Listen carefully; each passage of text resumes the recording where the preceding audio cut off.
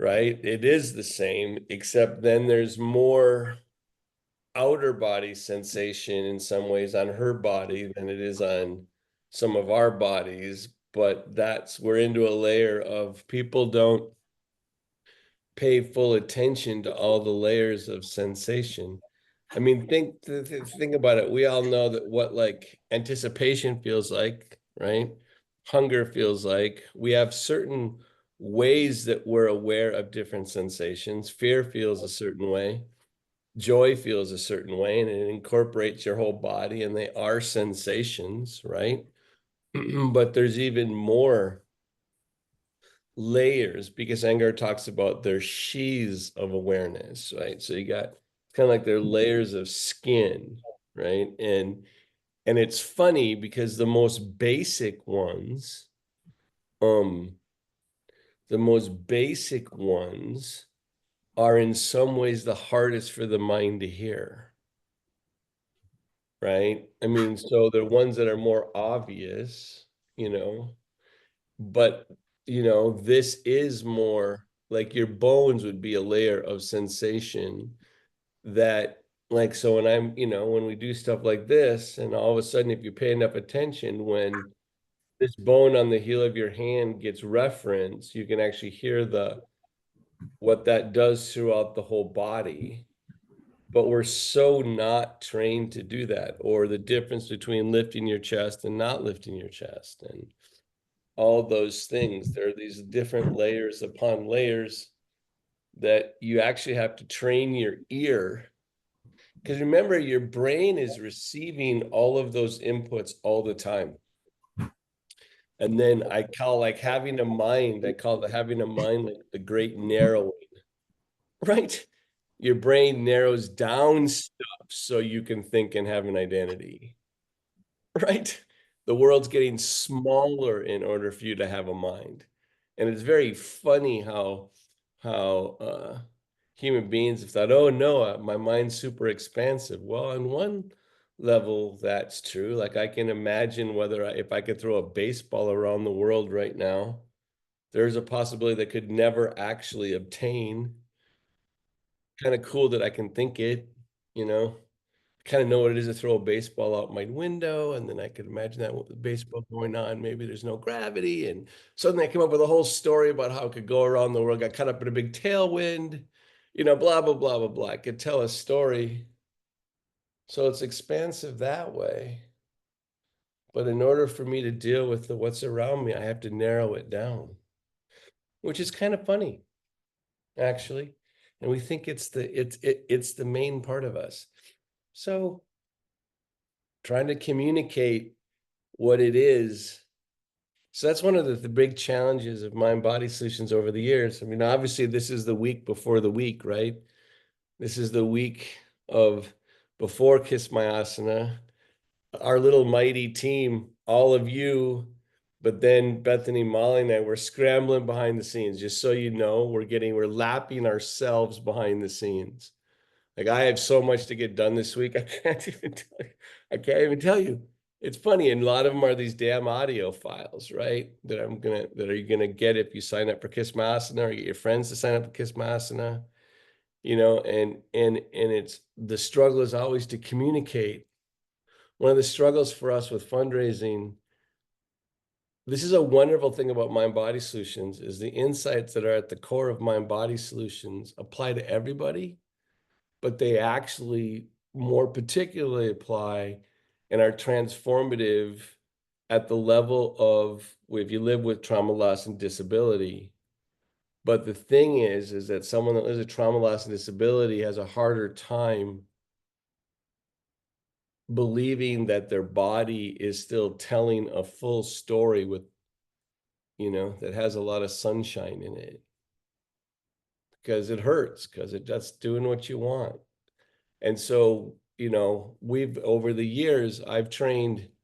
I mean, I can't tell you I've been out there trying to say, oh my God, everyone should do this. And I've been working with all types of issues, right? Not just disability, but people with eating disorders, people with addiction, people, all the way through, because what we share what we're working on here is relevant to everybody, but it's really hard to communicate. Just like Joe saying, wait, I feel just like you. And you get the perplexed look like, what? That's monkey business. Because what Joe said is both true and not true. So that's always the problem. That's why we pay a lot of attention to storytelling and get it in snippets and encourage each other to be able to tell a story that makes some sense to a world that has the luxury of not listening to their experience as deeply. And by the way, thinking about something and listening are two different things. So learning to quote, listen to your experience. I don't just mean listen like it's sound, but being able to have your experience more directly is different than thinking about your experience, which makes it really pretty tricky when you're in this class. You're going to receive yoga instructions.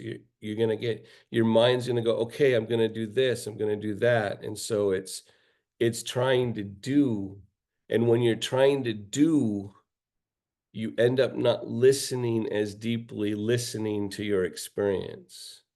So, think about all the years I've been talking about this and I'm still not making sense and I've still been smoking something, right?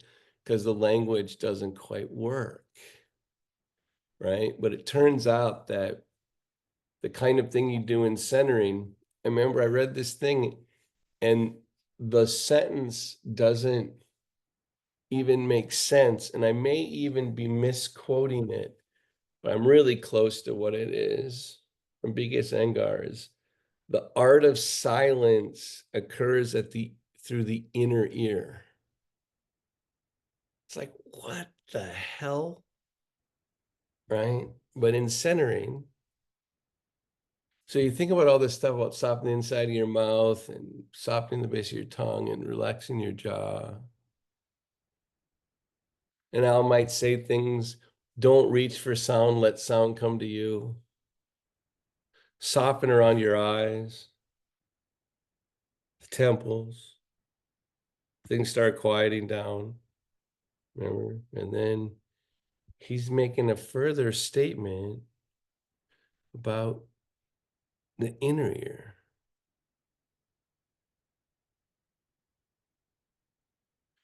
So sometimes I try to allow that my ears are connected, that the ear canal is connected.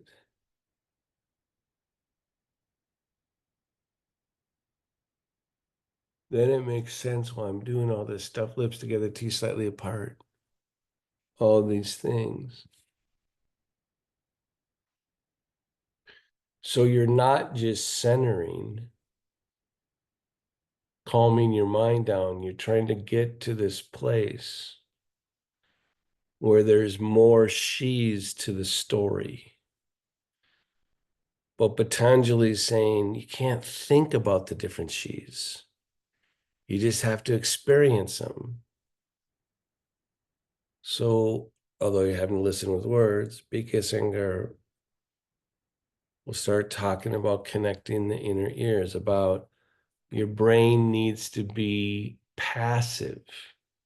So what does it mean to make your brain passive? Well, maybe you can kind of conjure what it would be like to think that there's the inside edge of your skull and there isn't pressure there, you know?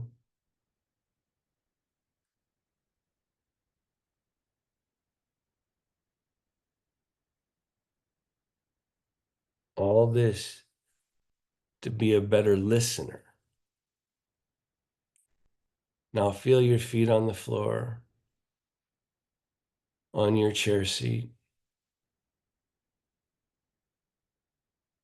down through the sitting bones, up through the spine to lift the chest. Don't lift it too fast. Listen better. Let actions be a consequence. not your mind just doing them. There's more here.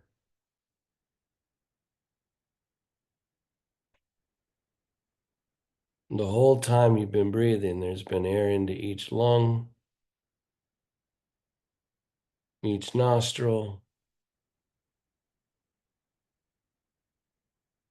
Be congruent with what was already happening.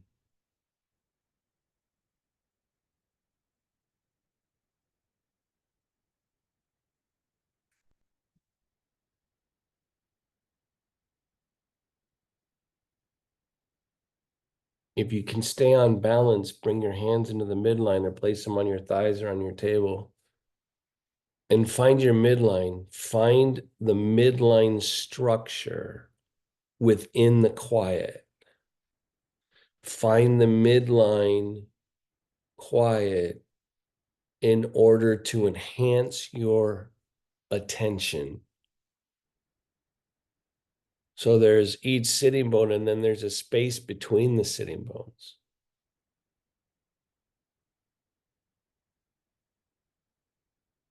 As it rises up from your lower abdomen, as your sitting bones go down, extend through your feet, balance your head over your neck.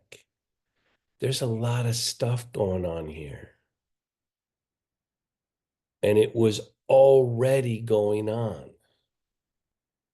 Now, as your mind just got active with all these words, are you tightening the inside of your mouth? Are you undoing the things? Probably. You get to start again.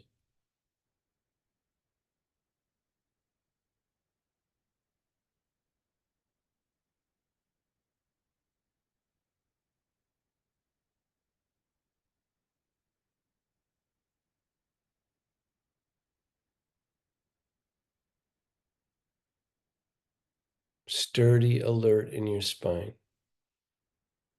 Alert stillness in your mid back. Softening the organs of perception. Let go of your day and prepare your mind to do yoga.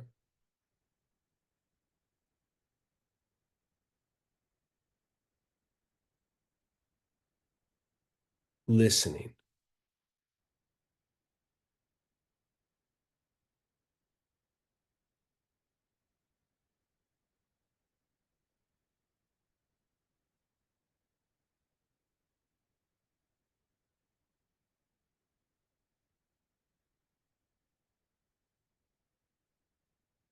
Good. And then release. Take your sternum. Activate your spine even more by lifting your sternum up. Lengthen the back of your neck to drop your chin. But keep lifting under the collarbones so they meet. For the mind, nothing's really realized without just a little bit of tension, right? So the sternum is lifting and the chin is dropping, and they're kind of meeting.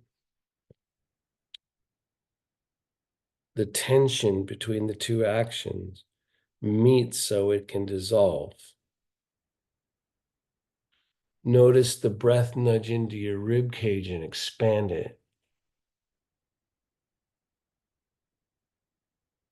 Find the midline on exhalation.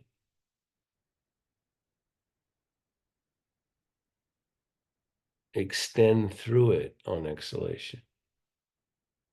Now make a little bit more space as you're, or realize more space as you inhale and your rib cage expands.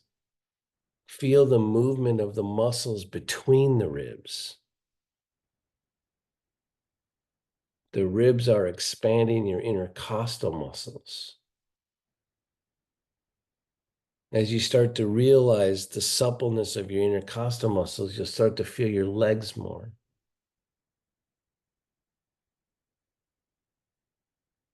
All this,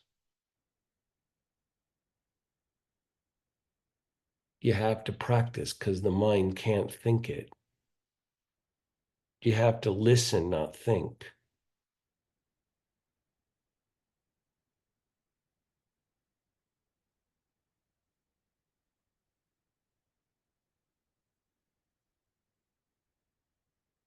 Good. And raise your head up with closed eyes. Open your eyes. So part of it is, one of my serious weaknesses as a teacher is I keep giving instructions because because you can do stuff silently on your own, but also each instruction may not work for all students. And then one of you might get kind of dinged by one and go, oh, and one of you might get dinged by another, right? And so I give a lot of instructions, but I really want you to know that when it's time for you to stop listening to my words, stop listening, right? And then let the words come to you, right? And if they, don't think about what's being said.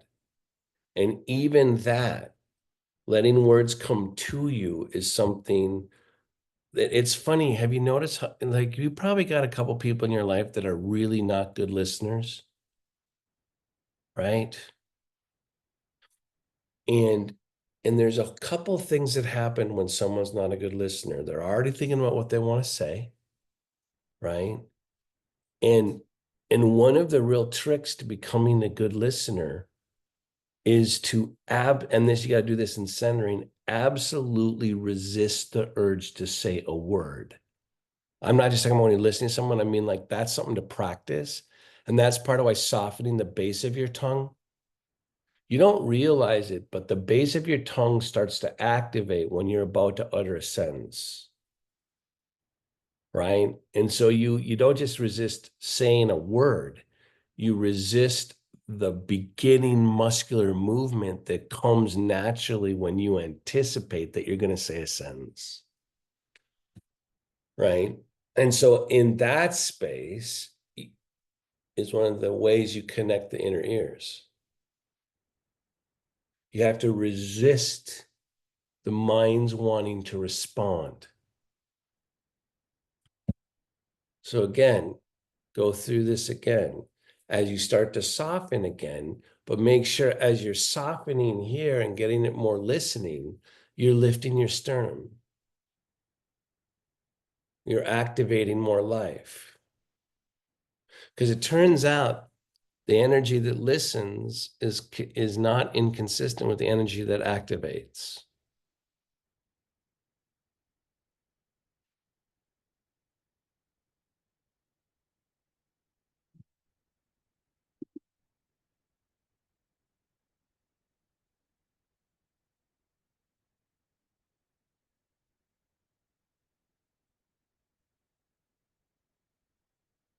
Good. And then release. So now it's time to get out of that small. Like, so I was in a crowd of people last night. Someone cut me off. They almost knocked me over. I didn't really almost fall. No one saw that I was way off balance, but I had to catch myself, and I totally tweaked my freaking shoulder last night because this oblivious guy just thought he was owning the whole hallway, right? So move around, but I'm not going to move as much because holy cow, it's happening. Game's on my right shoulder, right? So you're going to move around and feel a little bit more, right? I think he was just worried about where he was going and not, just, and I'm not quite tall enough to hit someone standing's peripheral vision. So it's kind of like how we step right over little kids, right? And you start moving around, right? And what he doesn't know is that I'm going to wear him for a week, right? He's going to be with me for a week because he imprinted my body. And I'm trying not to be mad at him, like he's a self-absorbed idiot, right? But, you know, I'm a work in progress. How about you? Right? There's a little bit of truth in him being a self-absorbed idiot, right? It's also he was in his own world, not sure where he was going, maybe. All these stories are true at once. Take your legs wide.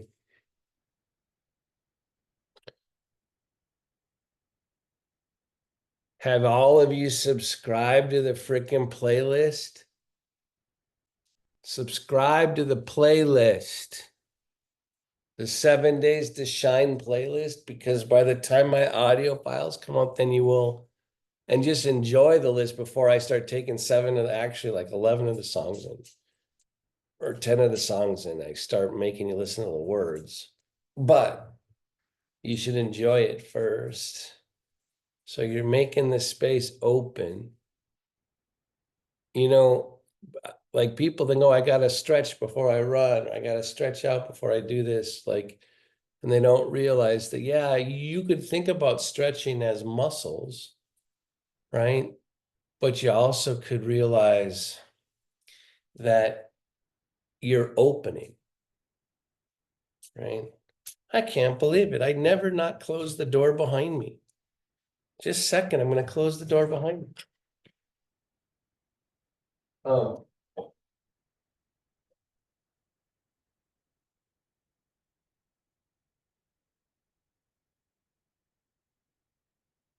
but this sensation of opening, right? So balance your head over your neck. Feel the space between your ears and your shoulders. Feel the space behind you.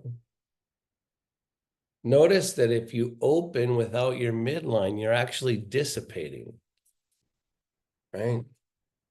But so if I get more grounded in my body and I start to open to this space, the space behind me, suddenly it's easier to feel like how the breath goes in my nostrils, and then I want to soften the inside of my mouth, and then I start listening, and a more alert state, a more focused state of consciousness starts happening naturally. Whereas if I were waiting for someone to show up or waiting for the next thing to happen, I would not open. I would be in anticipation. Do you know that when you're anticipating a lot, you tend to grip your inner groins? How's that for weird stuff? Right? The base of your spine tends to clench, so does your jaw.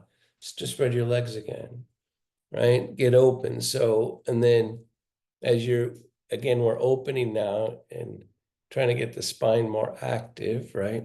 Because we know that yoga is actually about finding better energy in your spine, right? So I'm going back and forth. Aren't you happy that we can hear rhythm? Don't you wonder about like dogs and your pets? Does anyone have a pet that clearly enjoys like when you have music on?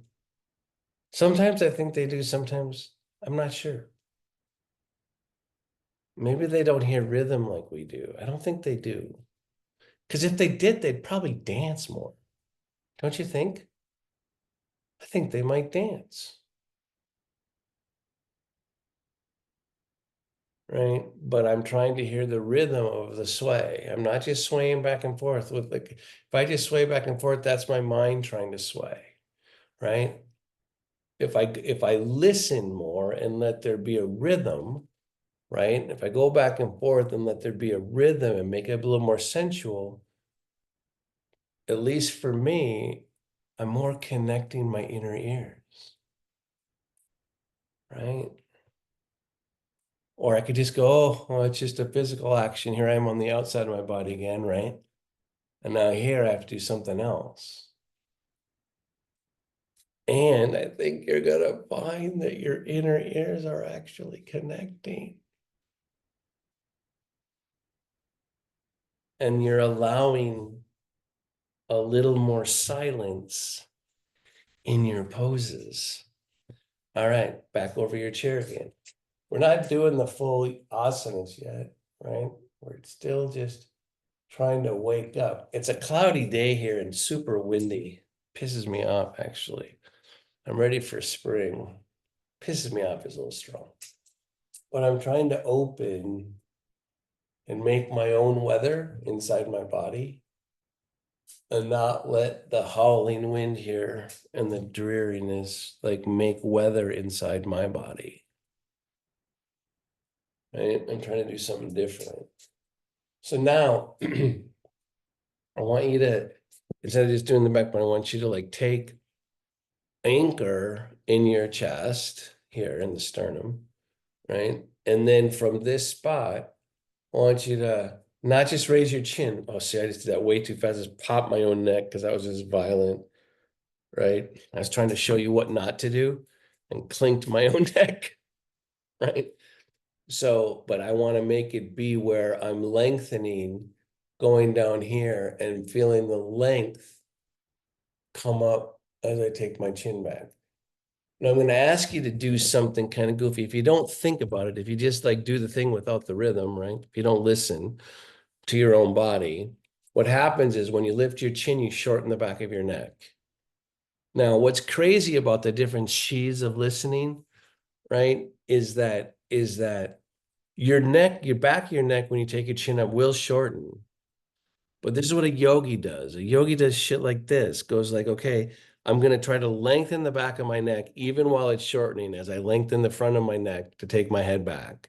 I'm going to do it all, right? Even though the back of the neck is actually lengthening it's the shortening on the outer body. So what the hell does that even mean? Well, plant some stillness right here. Anchor. Notice that when you start to anchor and grounding, something's happening between your inner ears. Something's getting quieter. In order to feel this, what seems to the mind to be contradiction, you're going to have to listen to the quiet differently, right? So it's anchoring here. I know I'm going to start lengthening here. So I'm going to start, and I'm going to maybe even try to feel the skin change. Keep it anchored here, start to lengthen back. And as my chin goes up, I'm going to keep pulling down here, and I'm going to try to lengthen the back of my neck, even as it shortens. Good, and then release. Am I getting too in there, too deep in there? Are you guys following what I'm trying to say? Thumbs up a little bit or not? No, am I gone? Okay. So here's the, I almost dropped an F-bomb, right? Here's the effed up thing. So I've dropped an F-bomb anyway, I just shortened it. Here's the F-bomb, here's the effed up thing, is that when I do both the front and back of my neck as I tip my chin back, I feel my legs more. I feel my base more, but I gotta listen. Okay, give it a try. So do it's without clinking your own neck like I just did. Kind of do it fast. I'm just gonna look up. There you go. That's how and don't do it violently like I did the first time. It's like, oh yeah, that's cool. There's nothing wrong with that, right? Now I'm gonna put my yoga on, right? I'm gonna strap on my yoga here and go, okay, here we go again. Centered, anchored. Right away, I started spreading my shoulder. I've done so much yoga that I dropped my shoulder blades. A whole bunch of things are already happening because I've freaking done this a lot of times, right? I can't help it. That's why you practice so you don't have to think about it, right? And then I'm going to start taking my chin back, but I'm not just going to do it like a pivot. I'm going to watch the river before the pivot, right? And I'm going to start taking it up, taking it up. Now, as I take the chin back, I'm going to lengthen the back of my neck as I take the chin up. As soon as I lengthen the back of my neck, I start feeling my legs. Does anyone else start feeling that more? You feel the, or do you feel the down energy when you do it well, right? Oh my God. I love that. Now I'm going to broaden across my collarbones. And you can start to see how the broadening across the collarbones is a beginning instruction. It's on the outer body, right? And you take it back. Huh. And then come on back to center. I'm always curious when I start losing people. Makes me think I'm going a little farther down, too deep. Um, are you with me here? Do you feel it more full? Right? Okay. Now what the hell are we going to do with that? So there's a reason why in headstand,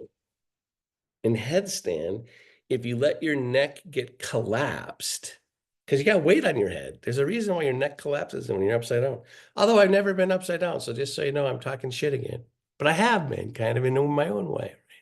I know what it means, right? How is that possible? I have no idea. When you let it compress, right? You end up not feeling that quiet strength in your body and you end up having to make the pose more physical.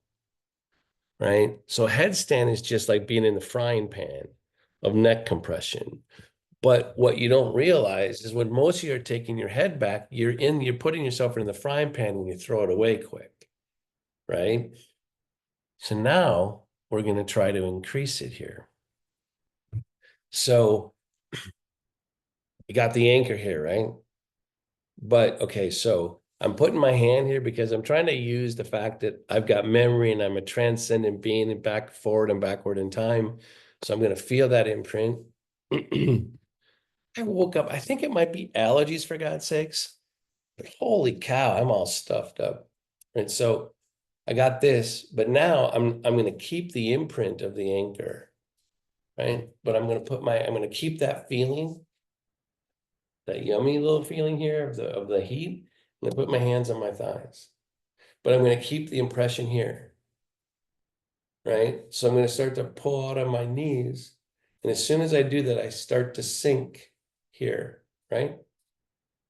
But you know what a yogi does? So there's this great line by B.K. Iyengar. I'm still unpacking about 20 years later. He says a refining yogi has to know when to resist certain things and go with other things, right? What? What does that even mean? Well, here's one where we're here.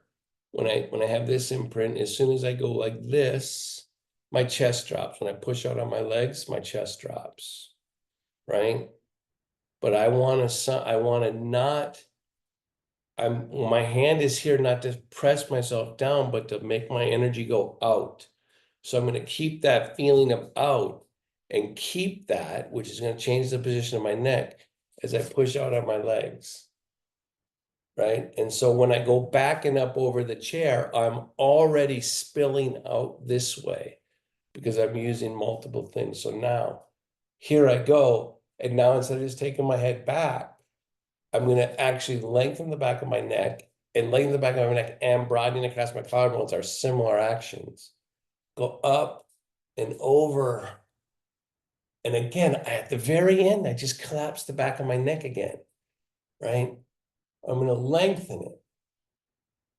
And as soon as I lengthen my neck, I'm able to push down through my sitting bones and feet better. What? What?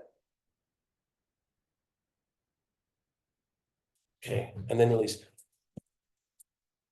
When you lengthen the back of your neck at the end, see, this is where I can't tell if I'm just wacko. At the end there, when you lengthen the back of your neck, does anyone else, and I'm asking this, I'm not, can anyone else feel down through their legs to their feet better? Can you tell? Yeah, so what the hell? Like, that's crazy. And then I'm thinking, that's why you keep your neck long in Shirsasana. That's why a compressed neck is actually probably not a good thing. That's why a chiropractor is going to, which I don't go to, will adjust your atlas vertebrae. It's going to lengthen your neck all the time because it turns out to be a bellwether for the energy in your whole body, that you lose energy when you compress your neck. So now I'm going to sit up and I'm going to like connect my inner ears and I'm going to listen. And now I'm going to lengthen my neck. And actually, I'm going to try to receive the majesty, the amazing thing about keeping my neck long.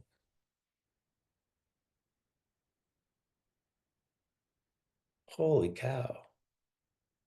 And as I keep my neck long, if I strain to keep my neck long, I don't feel my legs as well. If I figure out a way to keep my neck long and ground through my sitting bones and feel my feet, oh my goodness.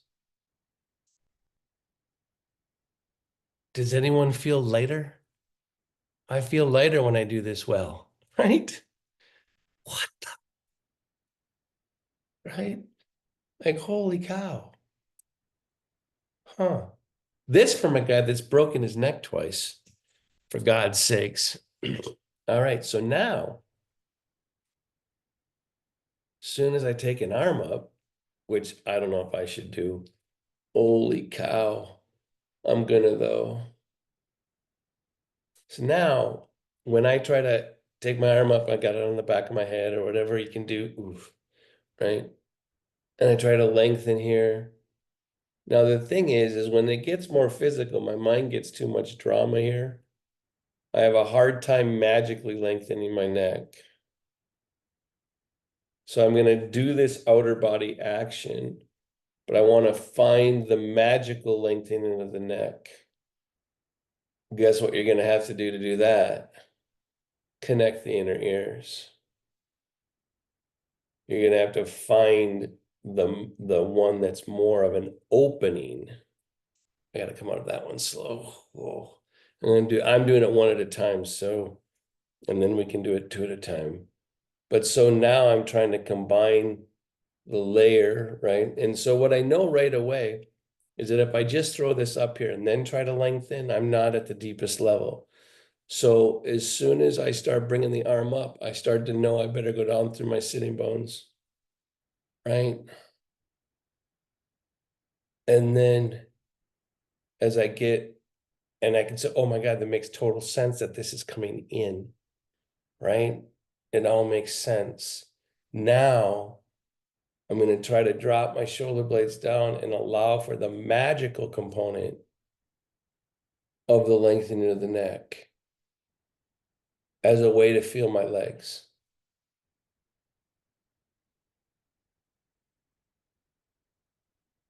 Good, and then release. So I'm calling it magical, but you're kind of with me, right? That it's a subtler level. Are you feeling that with me? Most of you, put your goddamn thumbs up or something, or don't. Thumbs up, thumbs down. Okay. So can't you see the wisdom of why?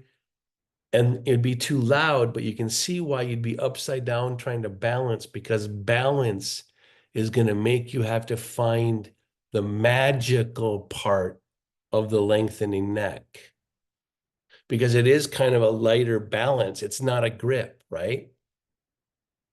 So you can see why Shirsasana happens on the head, because it's going to force the practitioner in the frying pan to try to find this other level, but they're going to lose it because they're scared about going upside down.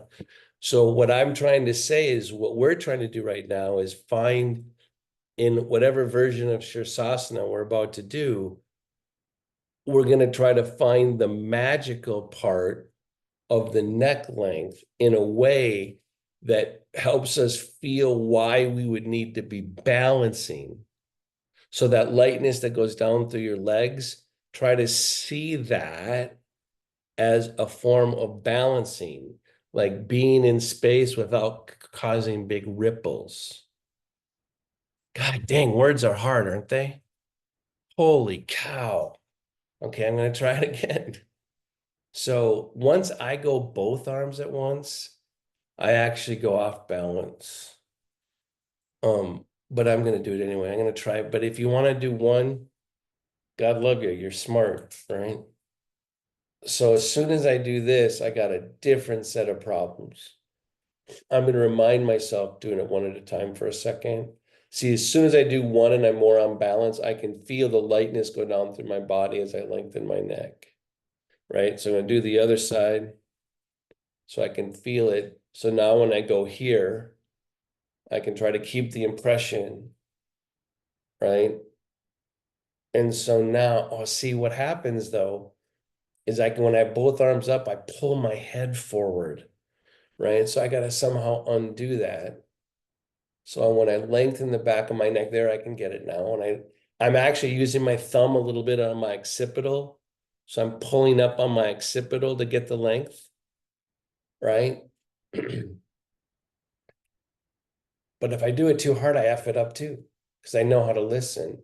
So I'm trying to find that light balance. Oh, there, I just got it. Your measure of success is how much lightness you feel go down through your legs. Good, and then release. Oof. So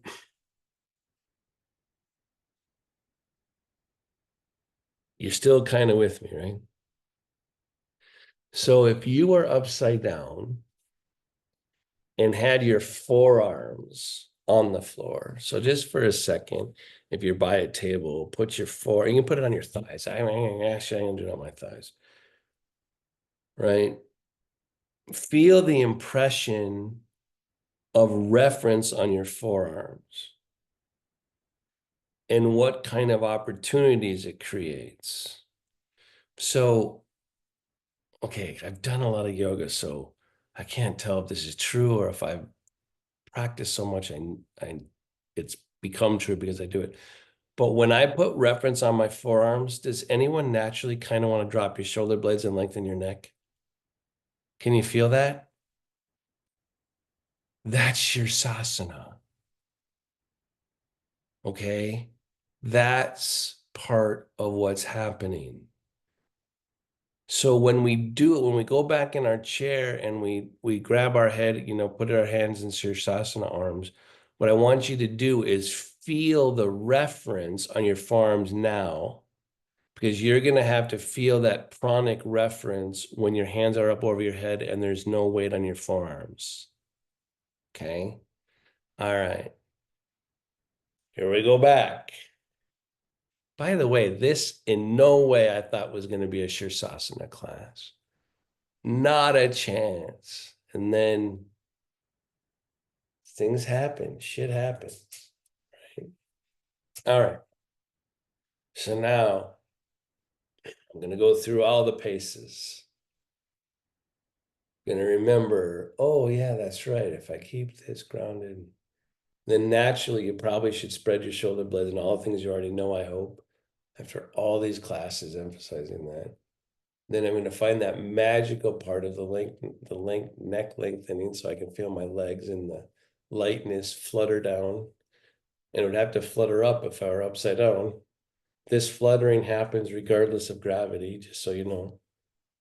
You're fluttering down not because of gravity, you're fluttering down because the subtle body goes up and down at the same time, right?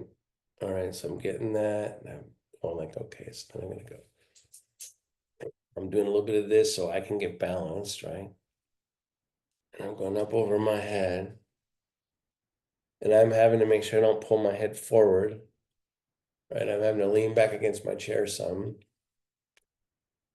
And I'm trying to now, instead of just, I'm pulling up a little bit on my occipital, but really that's too loud. So I'm going to drop my shoulder blades, find the magical place in my neck to feel my legs. And now I'm going to allow there to be pressure on my forearms right there, right? I'm going to like feel that as downward as I lengthen from my armpit up to the forearm, right? And the downward helps me go down through my legs, which would be up through the air. But remember, you're balancing with the light energy, the lighter energy, not the strength.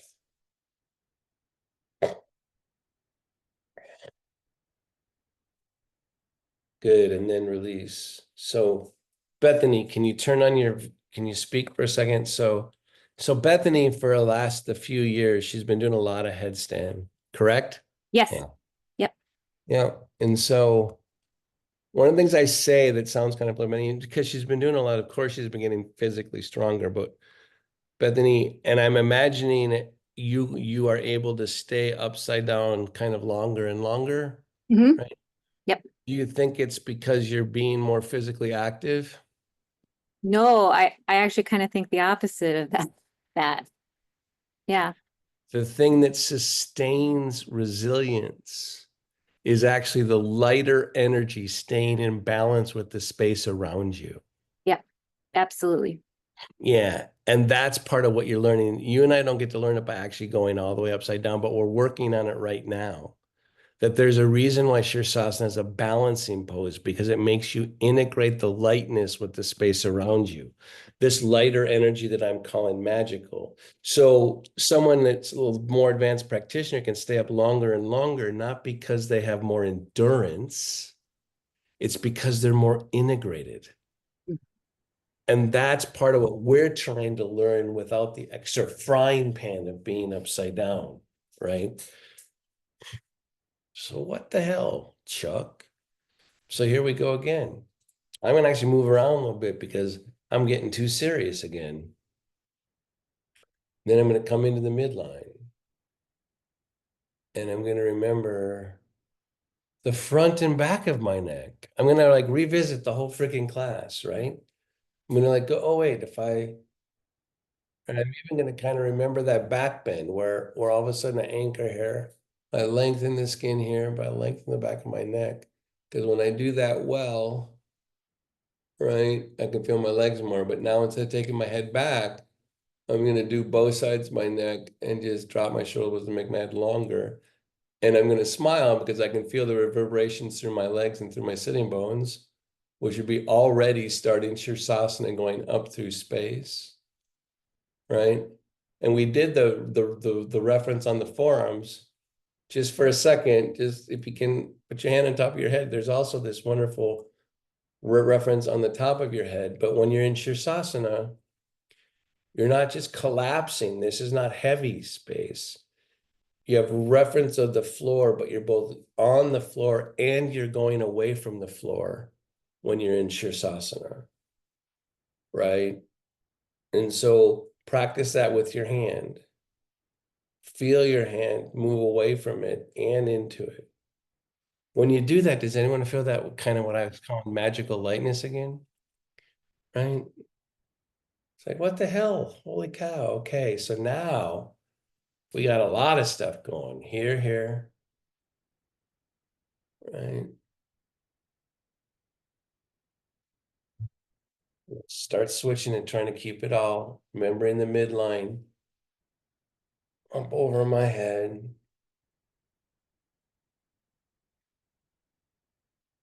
Trying to not pull my head forward. I'm catching my own mistakes, right? One of the ways I cannot pull my head forward is to feel the pressure on my forearms,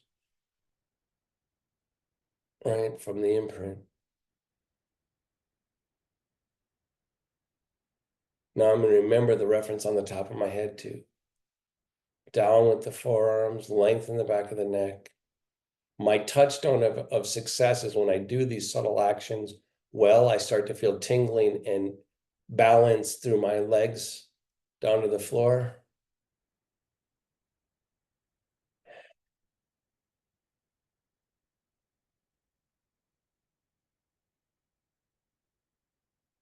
I'm breathing now because I'm trying to mark it. I'm trying to integrate my breath into this.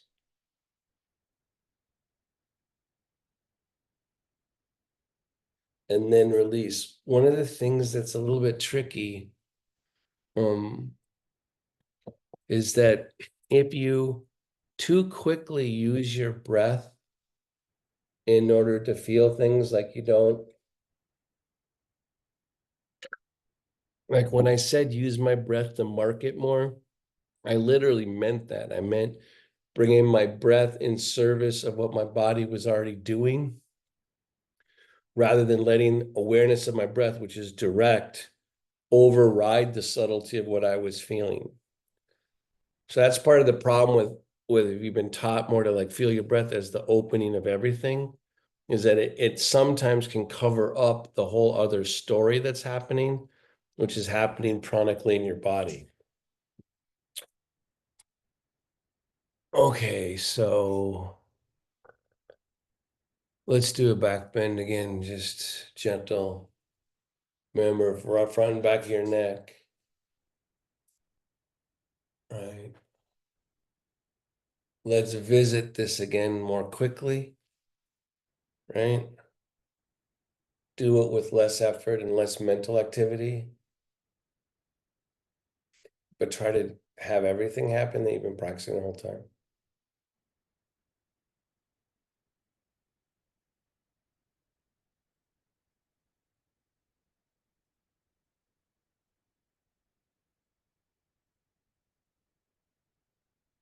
And then release. And then gently take your I'm gonna bring my forearm across my thighs, but I'm gonna grab my right hand on the outside of my left knee. And I'm gonna take the other hand behind me.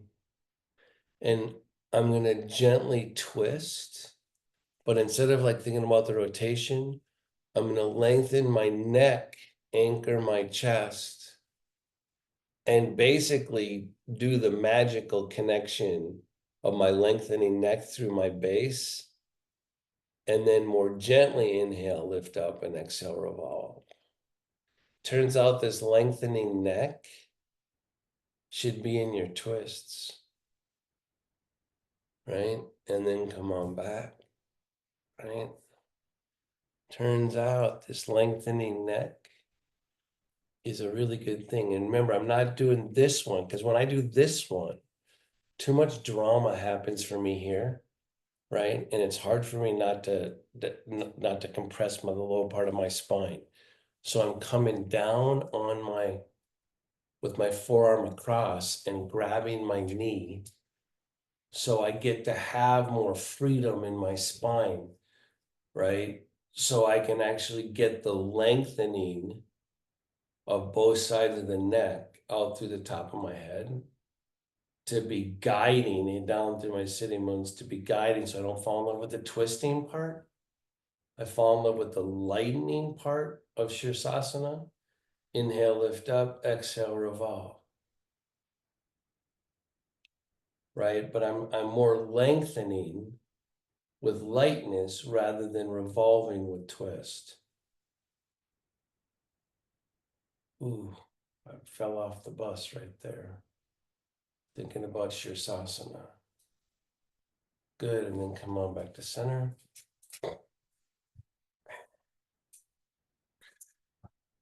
I'm gonna remind myself of some stuff. I'm sitting up straight and tall, hitting into my hand a little bit, away from my hand to find my sitting bones, right?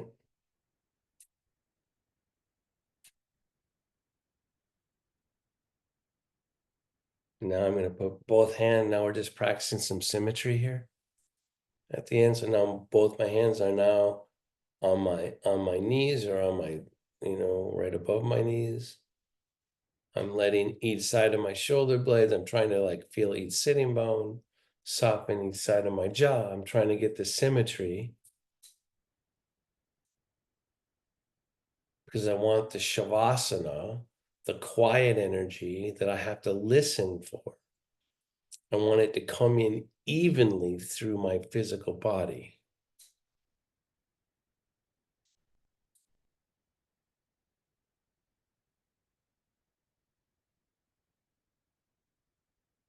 Then I'm going to stop trying to be so aware and just let my chair hold me up. But hopefully I'm keeping the imprint of the symmetry, that it's just entering my shavasana like dye into water, right? The symmetry is organizing me as an imprint, but not as an action. Now I'm really going to let my chair hold me up, lips together, teeth slightly apart, opening the cavern, soften the jaw, relax the base of the tongue, release the skin on the forehead to listen between your inner ears.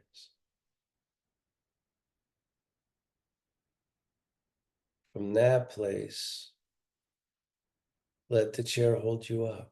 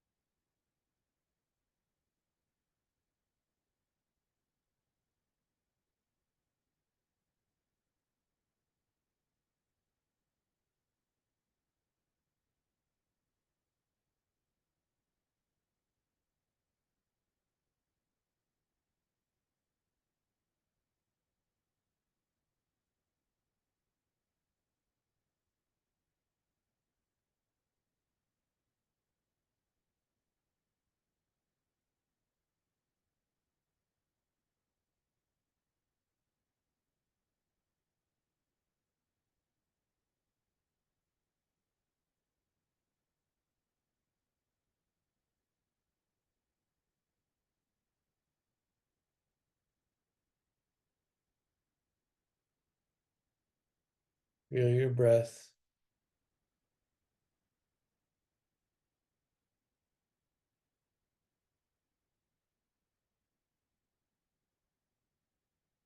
Start to bring yourself back.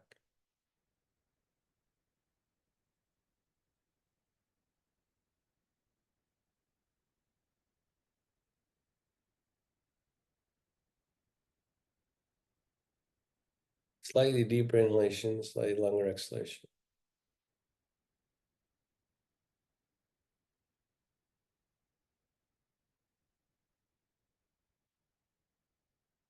When you're ready, open your eyes slowly and then close them if you want, and then open them again. Can't go through the whole week with your eyes closed.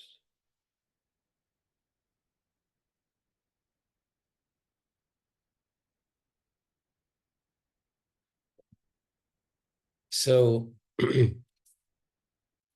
know this sounds like, I don't know, could sound like crap. The universe has a silent sound. So remember, for those of you dropping off, don't drop off too quick. The kickoff for Kiss My Asana is this freaking Saturday. Show up and get as many people to show up as you can. But getting back to the end of this class, and this silent sound, which doesn't make any sense to the mind, actually precedes whatever you think your life is, right? You can get to call it whatever you want, but I know, like, when I stay there, when I go there, when I listen enough right now between my inner ears, I know that it's much deeper than what hurts in my shoulder right now. And actually, what's wild about your breath is that you can breathe into that silent sound, that humming sound, right? You can go, oh, there. Oh, yeah, there's a resource here. You get to call it whatever you want. But so, like, one of the things that Pika Sengar talks about is that yoga is not asana, but yoga is not a religion. It's the science of religion. So you get to choose to believe whatever you want, but turns out that you can include your body into whatever it is that you think precedes. You can call, your mind can call it whatever you want, but you can learn things like lengthening both sides of your neck, front and back of your neck, and letting it be a balance that merges, and letting it make you feel your legs. Like, that's the part that can follow whatever you choose to believe. All right, everybody, come to the kickoff this Saturday. Keep on keeping on this week.